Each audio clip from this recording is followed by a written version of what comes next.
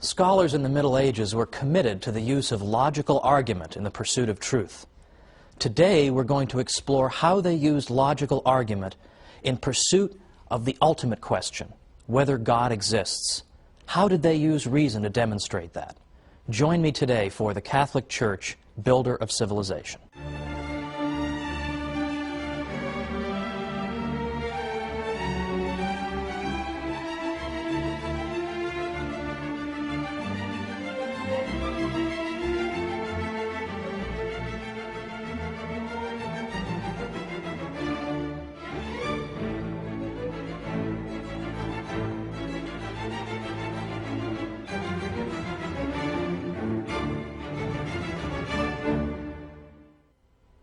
Welcome to the Catholic Church, Builder of Civilization. I'm Thomas Woods.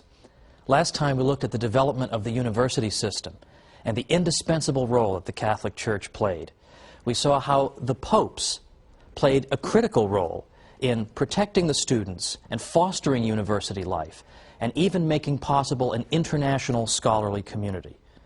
Now, these days, unfortunately, the Church is rarely, if ever, given credit for these things, but I assure you, everything I'm telling you is based on sources that are easily consulted. Pick up a history of the university, and you'll read this for yourself. Today, I want to pursue this avenue of inquiry even further. I want to introduce some important personalities and look at things they did and said and the questions they pursued. And in particular, I want to take two famous people in church history and look at how they answered the critical question, can we prove the existence of God? And if so, how? Now that's very unfashionable today, because today, as I said at the beginning, we're being bombarded by arguments by, frankly, militant atheists who claim that it's irrational to believe in God, that of course a critical, scientific-minded thinker could never believe in God.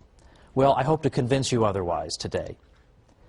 Well, first, let's begin with a few personalities. It is worth noting that in the Middle Ages, there was a commitment to logical argument and a belief that logic and reason could lead you to the truth. In fact, Pope John the 21st wrote a book on logic, and his textbook was used for centuries afterward and went through 166 printings. Very, very few books go through that many printings. And here is a pope, a future pope, writing a book of that nature. Now, more specifically, a fellow named Peter Abelard was a scholar who died around 1142. He was controversial in his day, but he paved the way for scholars who came after him. Abelard was known particularly for a book he wrote, in Latin is known as Sic et Non. Literally means yes and no. Because what Abelard did was he took apparent contradictions, for example, apparently contradictory biblical verses, or apparently contradictory statements from church fathers, and he deliberately juxtaposed them so that they were right next to each other on the page. And there you were, face to face with an apparent contradiction. How would that contradiction be resolved? Well, the reason that Abelard's book was a bit scandalous for his time was that he didn't answer that question. He left the apparent contradictions just hanging there. And the reason he did this is he said, I'm a teacher for a living, and I'm not going to do my students' work for them. His students had the task of reconciling these apparent contradictions. So I always get a kick out of it when young students in college would come up to me and say, well, aren't there a lot of contradictions in the Bible? Ho, ho, ho.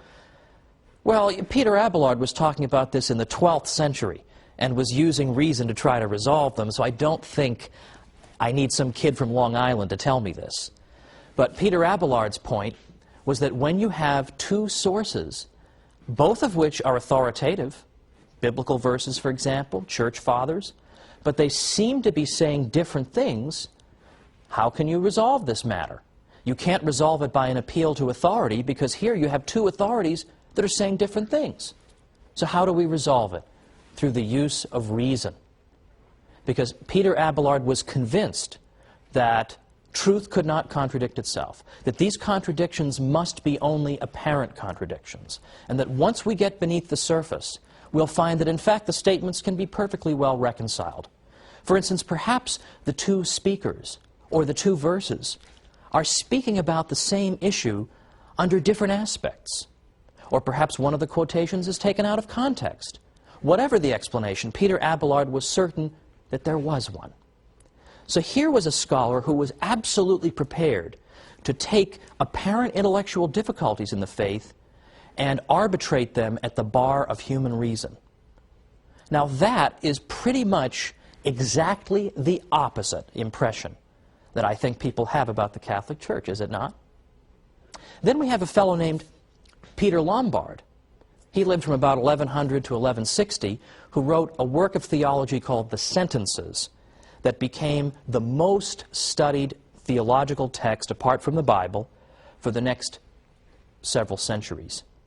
Now, Lombard, in his book, used authority to explain various aspects of the faith, but he did not hesitate also to appeal to human reason in order better to understand and explore the mysteries of our faith. Again, more or less the opposite of what we're told, isn't it? This, in a nutshell, is what we call scholasticism. In some ways, it's hard to define scholasticism in a way that every single scholastic would qualify as one. But I think it's safe to say that scholasticism initially began as a term simply to refer to professors who taught in universities. Now, right away, that would exclude St. Anselm, because he didn't teach in a university, but he was a scholastic, so it doesn't always work. But beyond that, the scholastics typically were interested in the use of reason in order to understand better and to defend the Catholic faith. They believed that there was no contradiction between reason and faith, and that if there appeared to be one, then we had simply misused our reason, we had not correctly argued the matter, or we simply understood some aspect of the faith. But the two could not contradict each other. They were two wings, in effect, that would soar toward the truth. I believe that's how Pope John Paul II put it in his encyclical Fides et Ratio in the late 1990s. That's exactly what St. Thomas Aquinas believed. So the scholastics are committed to this project of the use of reason in the pursuit of truth and in entertaining opposing views. Typically, particularly after the 13th century, a scholastic didn't just get up there, give his position, and sit down. He always anticipated what the other side would say. And as I said, St. Thomas Aquinas was so generous to his opponents that he would not only explain their position very persuasively, but he would sometimes think of arguments that his own opponents hadn't even thought of, and he would come up with those arguments and say, here, you can have these arguments, but I'm going to answer those too. That's typical of scholasticism. Well, let's look at a well-known early scholastic, a figure we've looked at briefly already, St. Anselm. He's a very early scholastic. He dies around 1109. St. Anselm was interested in this question: does God exist, and can we prove that God exists? Now, it's true, over the course of his career, St. Anselm asked and answered a great many questions. But this one, perhaps more than any other, established him as a philosopher, because even if people didn't accept his argument, from then on, people at least had to reckon with it, one way or the other. You had to at least show why you didn't agree with him. St. Anselm, in effect, argued as follows.